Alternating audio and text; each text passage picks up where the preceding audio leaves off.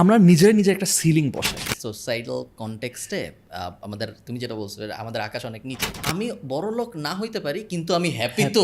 happy, so আমার জীবন মনে হয় অনেক ভালো। এটার থেকে আমি কিভাবে একটু ইন্সপিরেশন উঠে আমি কিভাবে আরেকটু উঠবো। নিজে একটা সিলিং বসাই। আমরা বসাই এরকম সিলিং যে আরে 1-1.5 লাখ টাকা এটা আমার সিলিং, মানে এটা হয়ে গেলে আমি সাকসেসফুল।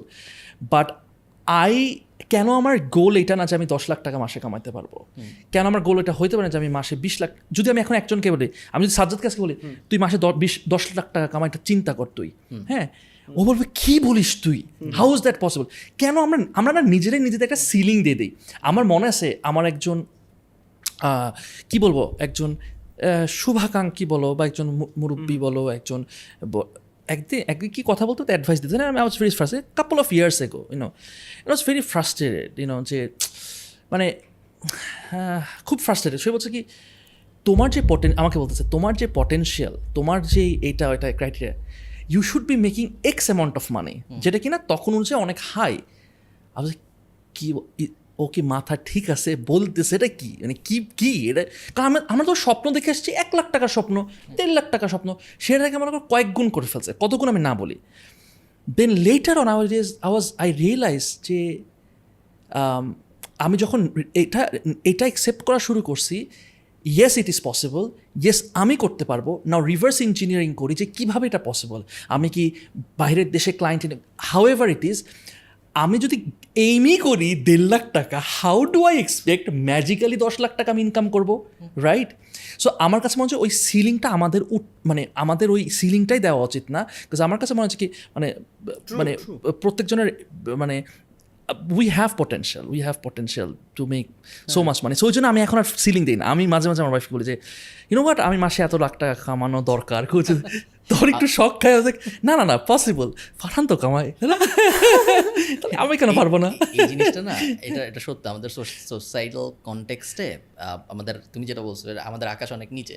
তো যেহেতু আমাদের আকাশ অনেক নিচে, সো দুইটা ব্যাপার হয়। একটা তো আমরা ওই আকাশ রিচ হায়েস্ট তোমার 1 লাখ টাকায় আমাদের স্বপ্ন সীমাবদ্ধ হয়ে যায়, আমরা এর উপরে নেই না।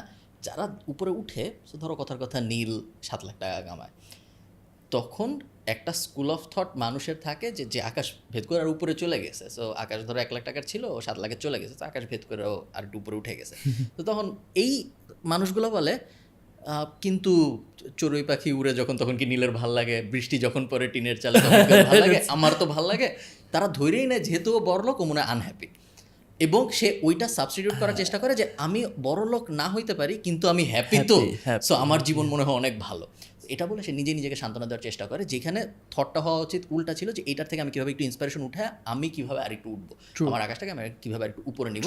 কিন্তু মানুষ যেহেতু কষ্টটা করতে চায় না বা কষ্ট করার জন্য রেডি না, এই কারণে সে অনেক কিছু নিজের মনকেই নিজে বুঝ দেয় যে না, ও মনে হয় অসুখী, ওর মনে হয় এই কষ্ট, অনেক কিছু বলে সে নিজে কি আসলে নিজে কিছুদিনের মধ্যে বুঝায় ফেলে যে না, আমি যেভাবে আছি আমি ঠিক আছি, ওগুলা অ্যাকসেপ্ট করো, আমি ভালো। এই প্রবলেমটা আমাদের সোসাইটি, যেমন ধরো আমি যখন প্রথম ইউরোপ, তুমি তো বিদেশ থাকছো, আমি যখন প্রথম ইউরোপ গেছি, আমি তখন আমি সব কিছু কনভার্ট করতাম, যেটা বিদেশে গেলে মানুষের হয় যে 1 টাকা 1 ইউরো 100 টাকা, আমরা এটা করি, রাইট? 1 ইউরো 100 টাকা। তো তখন ধরো আমি যখন দেখতাম যে চাল কিনতে গেছি, চালের দাম ধরো 3.5 ইউরো, 350 টাকা দিয়ে 1 কেজি চাল কিনবো। কথা, 350 টাকা দিয়ে 1 কেজি চাল কিনতেছি। তো এই জিনিস আমার মধ্যে অনেক দিন হয়েছে। আমি যখন মাস্টার্স করছি, মোটামুটি অনেক দিন ধরে আমি ক্যালকুলেশনের মধ্যে দিয়ে যাইতাম। এখন 6 বছর পরে যায় আমি যখন ভাড়া দেই, আমার কিন্তু এখন আর গায়ে লাগে না, এখন আমার অভ্যাস হয়ে গেছে। সো সিলিং অটোমেটিক্যালি উঠে গেছে, আমি কিছু করি নাই সিলিং উঠানোর জন্য, সিলিং অটোমেটিক্যালি উঠে গেছে বিকজ আমার সোসাইটি চেঞ্জ হয়ে গেছে। সোসাইটি যখন চেঞ্জ হয়ে গেছে, আমি যখন যাচ্ছি এবং আমি দেখতেছি যে আচ্ছা ঠিক আছে, আমি এই বাসার দাম ধরো 4.5 লাখ ইউরো, এই বাসাটা আমার পরিচিত উনি কিনছে, আমি এরকম একটা বাসা কিনবো। আমার এমন না যে আমি বাংলাদেশে থাকলে কখনোই এগুলো ভাবতাম না, কিন্তু এখন আমার আশপাশে যেহেতু এগুলো এত নর্মালি হচ্ছে, আমি আস্তে আস্তে নর্মালি ভাবতেছি। সো যেই লোক, এটা আমি এই জন্য বলতেছি যে যেই লোক ভাবতেছে যে যার আকাশ নিচে, যে ভাবতেছে 1 লাখ টাকা হইলেও অনেক টাকা, এটা আসলে তারও দোষ না। সে তার আপব্রিঙ্গিংটাই এমন যে তার কনটেক্সটে 1 লাখ টাকায় অনেক টাকা, কারণ তার আশপাশের খুব কম মানুষই আছে যারা 1 লাখ টাকা কনসিস্টেন্টলি মাসে ইনকাম করে। সো তারেও আসলে দোষ দিয়ে লাভ নেই যে ভাই তুই কেন আরও উপরে ভাবিস না। তুই কেন 10 লাখ টাকা ইনকাম করতে চাস না, তুই আজকের থেকে তুই 10 লাখ টাকা ইনকাম করতে চাবি। এইটা তার মাথার মধ্যে আর চেঞ্জ করা যায় না। বিড়ালের 6 সপ্তাহ হয়ে যাওয়ার পরে বিড়ালকে তোমার আর কোলে বসানো শেখানো যায় না। বিড়ালের বয়স 6 সপ্তাহ হয়ে গেলে, তো প্রথম 6 সপ্তাহ না 8 সপ্তাহের মধ্যে তোমার বিড়ালকে মানুষের কোলে টোলে বসানো শিখাইতে হয় বাচ্চা থাকা অবস্থায়। একবার বড় হয়ে গেলে আমার একটা বিড়াল আছে, আমার 2টা বিড়াল, বাট মাকলুকে কোলে নিয়ে রাখা যায় না, কারণ ওরে আমি পাইছি 1 বছর যখনও, তখন রাস্তার থেকে। তো ভয় পায় না, কিন্তু কাছে যাওয়া যায়, কিন্তু কোলে আর আসে না, একদম কোলে উঠানো যায় না। জোর করে হয়তো 2-1 মিনিট ধরে রাখা যায়, খামচি খুমচি দিয়ে বের হয়ে যাবে। সো আমাদের বেশিরভাগ হয়ে গেছে মাকলুর মতো। সো ওদের এখন মাইন্ডটা চেঞ্জ করাটা সম্ভব। কি নাম? মাকলু মানে ও তো এনএফটিও যে এটা কিন্তু ভালো একটা হয়ে যেতে পারে, কি বলে, লাইন হয়ে যেতে পারে। আমাদের বেশিরভাগই হয়ে গেছে মাকলুর মতো। আরে আসলে তাই, তুমি এখন আর এটা চেঞ্জ করা সম্ভব না। এখন আমি তারা যতই বুঝাই, সে হয় বুঝবে না, বা বুঝলেও তার পক্ষে আর কিছু করা সম্ভব না, কারণ শেষ। ওর মাইন্ডসেটটা শেপ আপ হয়ে গেছে অলরেডি। এটা তো ম্যাচিউর মাইন্ড চেঞ্জ করাটা খুবই কষ্ট। অ্যান্ড দ্যাটস ওয়াই তুই খেয়াল করে দেখবি এই যে যেমন অ্যান্ড মানে দের ইজ এ রিজন, মানে খালিদ ফারহানকে অনেকে অনেক কথা বলে বা ট্রোল করে, হোয়াট এভার ইট ইজ, মানে there is a reason Khalid Farhan belongs to the 1%, মানে there is a reason. And it's not like he is born with lakh, he is born with so many things. হয়তোবা তুমি যা নিয়ে বড় হয়েছো, আমিও তা নিয়েই বড় হয়েছি, আমাদেরও এইজ সিমিলার, রাইট?